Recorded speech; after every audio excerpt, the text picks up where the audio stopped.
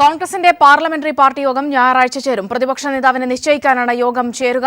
രമേശ് ചെന്നിത്തലയ്ക്കാണ് സാധ്യത. ഹൈക്കമാൻഡ് പ്രതിനിധികൾ പങ്കെടുക്കും. വിവരങ്ങളുമായി സജേഷ് ചേരുന്നുണ്ട്. സജേഷ്, നേരത്തെ തന്നെ ചെന്നിത്തലയുടെ സാധ്യതകൾക്കുള്ള ഒരു വലിയൊരു സമ്മർദ്ദം ഐ ഗ്രൂപ്പിന്റെ ഭാഗത്തുനിന്നും ഉണ്ടായിരുന്നു. ഹൈക്കമാൻഡ് ശക്തമായി ഇടപെടുന്ന ഒരു സാഹചര്യമാണോ ഉള്ളത്? എന്തൊക്കെയാണ് വിവരങ്ങൾ?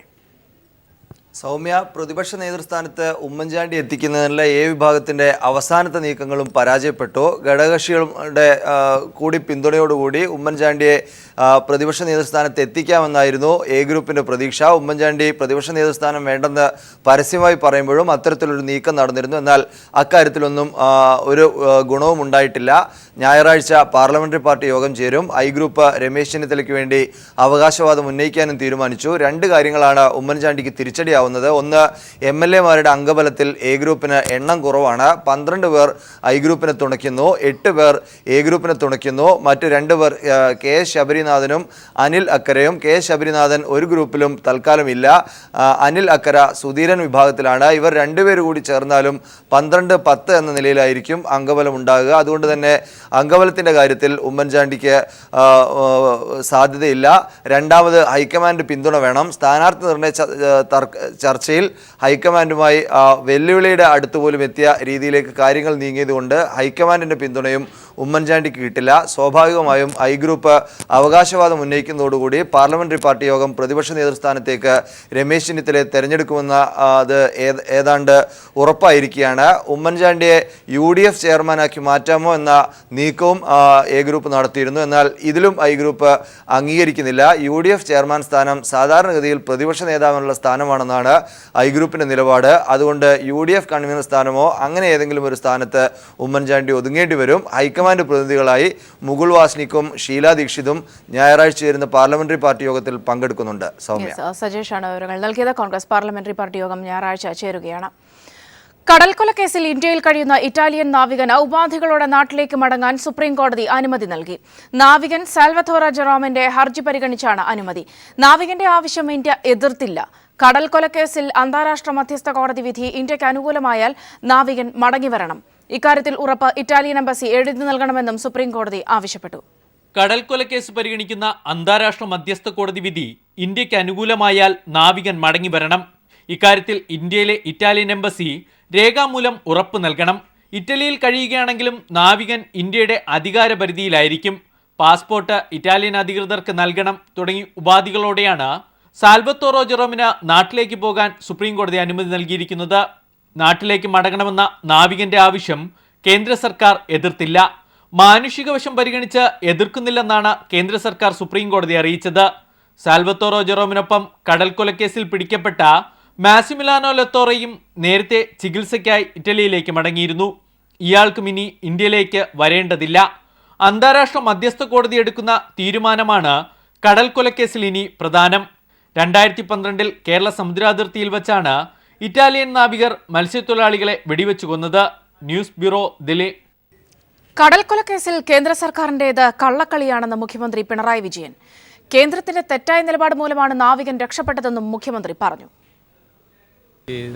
നമ്മുടെ നാട്ടിലെ നിയമത്തിൻ്റെ വഴിക്ക് പോകണമെന്നുള്ളിടത്താണ് LDF ഗവൺമെൻറ് നിൽക്കുന്നത്. നിയമത്തിൻ്റെ വഴിക്ക് പോവുക എന്ന് പറയുമ്പോൾ ഈ നാട്ടിൽ കുറ്റകൃത്യം ചെയ്തയാളെ ഇവിടെയാണ് അതുമായി ബന്ധപ്പെട്ട പരിശോധനയും വിചാരണയും ഒക്കെ നടക്കേണ്ടത്. പക്ഷെ ഇക്കാര്യത്തിൽ വലിയ കള്ളക്കളിയാണ് നേരത്തെ മുതൽ കേന്ദ്ര ഗവൺമെൻറ് സ്വീകരിച്ചു വരുന്നത്. ആ സമീപനത്തോട് യോജിപ്പ് ഞങ്ങൾക്ക് നേരത്തെയില്ല. ഞങ്ങളതിനെ ശക്തമായി തന്നെ വിമർശിച്ചിട്ടുള്ളതാണ്. കേന്ദ്ര ഗവൺമെൻറ് സ്വീകരിക്കുന്ന തെറ്റായ സമീപനത്തിൻ്റെ ഭാഗമായിട്ടാണ് ഇത്തരത്തിലുള്ള ഒരു നിലപാട് കോടതിയിൽ നിന്നും ഉണ്ടായത് എന്നാണ് മനസ്സിലാക്കുന്നത്. കേരളം ഇതുവരെ കണ്ടിട്ടില്ലാത്ത സാമ്പത്തിക പ്രതിസന്ധിയാണ് നിലവിലെന്ന് ധനമന്ത്രി തോമസ് ഐസക്. സാമ്പത്തിക സുസ്ഥിരത കൈവരിക്കാനുള്ള നടപടികൾ സ്വീകരിക്കും. UDF സർക്കാർ ചെലവാക്കിയതെല്ലാം ബജറ്റിന് പുറത്തെ ചെലവുകളാണെന്നും ധനമന്ത്രി പറഞ്ഞു.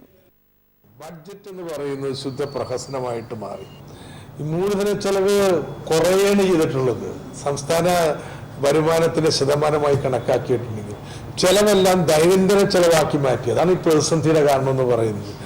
ബഡ്ജറ്റിൽ പറഞ്ഞ കാര്യങ്ങൾക്കല്ല, അപ്പപ്പോൾ വിളി തോന്നുന്ന കാര്യങ്ങൾക്കൊക്കെ പണം എടുത്ത് ചെലവഴിക്കാം.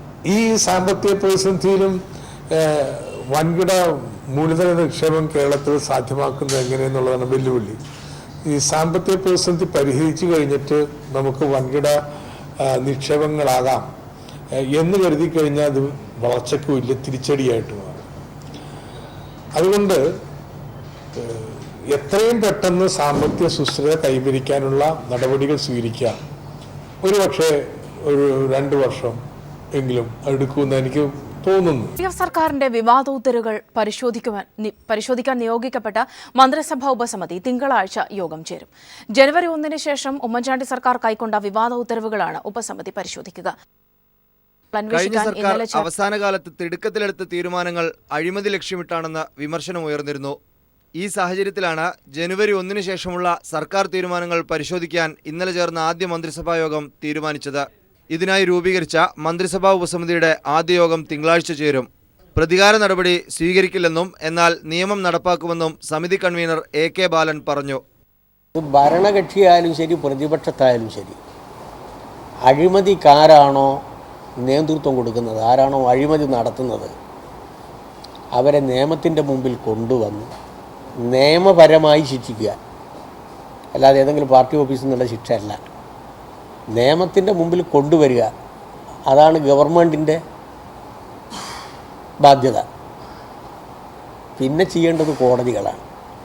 അപ്പം നിയമത്തിൻ്റെ മുമ്പിൽ കൊണ്ടുവരുന്ന പ്രക്രിയയിൽ ഭരണപക്ഷമെന്നോ പ്രതിപക്ഷമെന്നോ നോക്കില്ല. അവസാന 4 മന്ത്രിസഭാ യോഗങ്ങളിൽ വൻതോതിൽ നടത്തിയ ഭൂമിദാന ഉത്തരവുകളിൽ ചിലത് മാധ്യമങ്ങൾ പുറത്തു കൊണ്ടുവന്നിരുന്നു. ഇതുൾപ്പെടെയുള്ള മുഴുവൻ തീരുമാനങ്ങളും സമിതി പരിശോധിക്കും. AK ബാലന് പുറമെ മന്ത്രിമാരായ TM Thomas Isaac, Mathew T Thomas, VS Sunilkumar, AK Saseendran, Kadannappally Ramachandran എന്നിവരാണ് ഉപസമിതി അംഗങ്ങൾ. News bureau, Thiruvananthapuram. മെയ് 25-ന് സത്യപ്രതിജ്ഞയുടെ തിരക്കേറിയ ദിനത്തിലും മുഖ്യമന്ത്രി പിണറായി വിജയൻ കൈരളി TV സന്ദർശിക്കാൻ സമയം കണ്ടെത്തി. ചെയർമാൻ മമ്മൂട്ടിയും MD ജോൺ ബ്രിട്ടാസും ചേർന്ന് പിണറായിക്ക് സ്നേഹോഷ്മളമായ വരവേൽപ്പ് നൽകി. പിണറായിയുടെ സന്ദർശനം കൈരളി പ്രവർത്തകർക്ക് ആവേശമായി. പിണറായി വിജയന്റെ ദിവസം തുടങ്ങിയത് രാവിലെ 9 മണിക്ക് ഗവർണറെ കണ്ടുകൊണ്ട്. 10 മണിക്ക് LDF യോഗത്തിനെത്തി. യോഗം തീർന്നപാടെ എത്തിയത് കൈരളി ആസ്ഥാനത്ത്. നിയുക്ത മുഖ്യമന്ത്രിയാകുന്ന ആ മണിക്കൂറുകളിൽ അദ്ദേഹം സന്ദർശിച്ച ഒരേയൊരു സ്ഥാപനം കൈരളിയായി.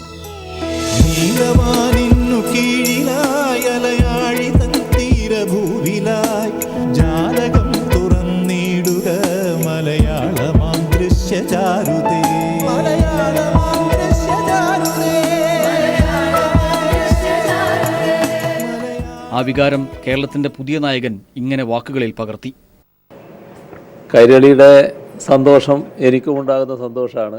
എനിക്കുണ്ടാകുന്ന സന്തോഷം കൈരളിക്കും സന്തോഷമാണെന്ന് തന്നെയാണല്ലോ പ്രതീക്ഷിക്കുന്നത്. കൈരളി ചെയർമാൻ കൂടിയായ മഹാനടൻ ഭരത് മമ്മൂട്ടി അതൊരു പിറന്നാളാഘോഷ വേളയുമാക്കി.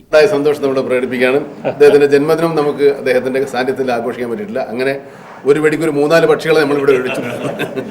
അപ്പോൾ അദ്ദേഹത്തിന്റെ ഈ ആഘോഷത്തിന് വേണ്ടി ഞാൻ അദ്ദേഹത്തോട് തന്നെ കേക്ക് മുറിക്കാൻ പറയാം.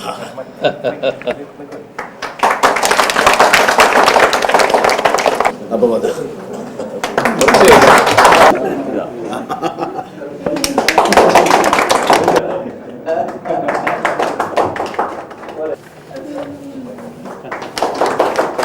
കൈരളി കുടുംബത്തിന്റെ ആഹ്ലാദവും ആശംസകളും MD ജോൺ ബ്രിട്ടാസും പങ്കുവച്ചു. അദ്ദേഹത്തിന്റെ സ്ഥാനലബ്ധി എന്നുള്ളത് കൈരളി കുടുംബത്തിൻ്റെ കൂടി ഒരു വിജയമായിട്ടും സന്തോഷമായിട്ടും ഞങ്ങൾ കാണുന്നു. വളരെ തിരക്ക് പിടിച്ച ഒരു സമയമായിട്ട് പോലും അദ്ദേഹം കൈരളി കുടുംബാംഗങ്ങളോടൊപ്പം അല്പസമയം ചെലവഴിക്കാൻ വന്നതിൽ അദ്ദേഹത്തോട് നന്ദി ഞാൻ പറയുന്നു, കടപ്പാട് അറിയിക്കുന്നു. ഡയറക്ടർ ബോർഡ് അംഗങ്ങളും ജീവനക്കാരും ചേർന്നാണ് നിയുക്ത മുഖ്യമന്ത്രിയെ വരവേറ്റത്. നടൻ ദിലീപും സന്നിഹിതനായിരുന്നു. തിരക്കിട്ട പകലിലെ 3/4 മണിക്കൂർ കൈരളി ടവേഴ്സിൽ ചെലവിട്ട പിണറായി വിജയൻ കൈരളിക്ക് ഒരാഹ്വാനം കൂടി നൽകിയാണ് യാത്രയായത്. ഒരു പരസ്പര ബന്ധമാണ് നാം തമ്മിലുള്ളത്. ആ ബന്ധത്തിൻ്റെ അടിസ്ഥാനം നാടിനു വേണ്ടി കൈരളി നിർവഹിക്കുന്ന സേവനവുമാണ്. അത് തുടർന്ന് നല്ല രീതിയിൽ തന്നെ നിർവഹിക്കാൻ കൈരളിക്ക് കഴിയട്ടെ എന്ന് മാത്രം ഇപ്പോൾ ആശംസിക്കുന്നു.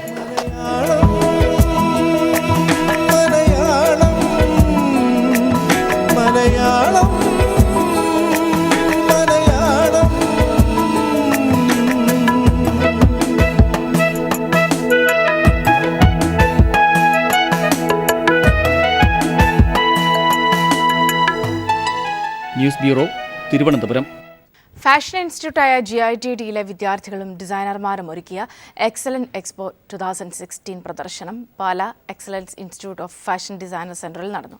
വിദ്യാർത്ഥികളുടെ കരവിരുതിന്റെ പ്രകടമായ മേള കാണാൻ നിരവധി പേർ എത്തിയിരുന്നു. Sand painting, glass painting, fabric painting തുടങ്ങി വർണ്ണപ്പൊലിമ ചാർത്തുന്ന പെയിന്റിംഗ് പ്രദർശനത്തിന്റെ പ്രത്യേകതയായി മാറി. GITDയിൽ പഠനം നടത്തുന്ന വിദ്യാർത്ഥികൾ നിർമ്മിച്ച കരകൗശല വസ്തുക്കളുടെ പ്രദർശനവും വിൽപ്പനയും മേളയോടനുബന്ധിച്ച് നടന്നു. മറ്റു ചില വാർത്തകൾ ചുരുക്കത്തിൽ. പാരീസിൽ നിന്ന് കെയ്റോയിലേക്കുള്ള യാത്രയ്ക്കിടെ കാണാതായ ഈജിപ്ത് എയർ വിമാനത്തിന് സാങ്കേതിക തകരാറുകളൊന്നും ഉണ്ടായിരുന്നില്ലെന്ന് റിപ്പോർട്ട്.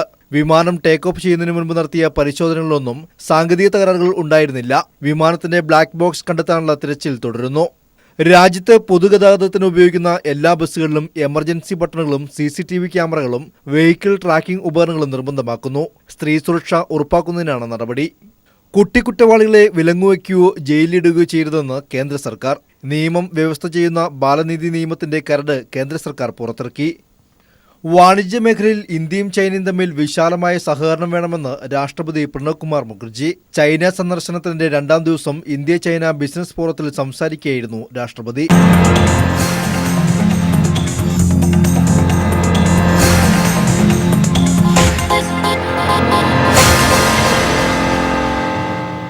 ദേശീയ യൂത്ത് അത്ലറ്റിക് മീറ്റിൽ കേരളത്തിന് ആദ്യ റെക്കോർഡ് സ്വർണം. കേരളത്തിന്റെ അനുമോൾ തമ്പി 3000 മീറ്റർ ഓട്ടത്തിലാണ് ദേശീയ റെക്കോർഡോടെ സ്വർണം നേടിയത്.